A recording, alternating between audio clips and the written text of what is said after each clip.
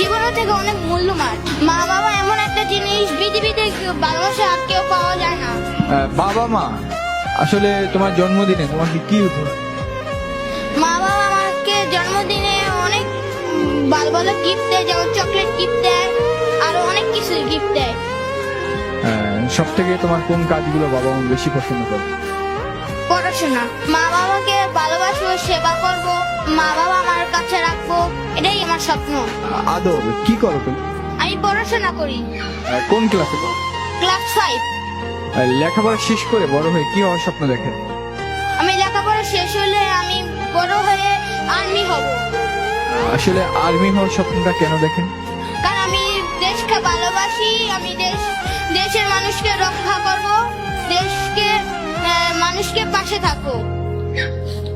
আর এর জন্য আর্মি হওয়ার চিন্তা? ইয়েস, হ্যাঁ, আমি এই জন্য চিন্তা। বাবা মা আপনাকে নিয়ে কি স্বপ্ন দেখে? মা বাবা আমার আর্মি হওয়ার স্বপ্ন দেখে। আমাকে নিয়ে কি স্বপ্ন দেখে? হুম, মা বাবা আমাকে একই স্বপ্ন দেখে।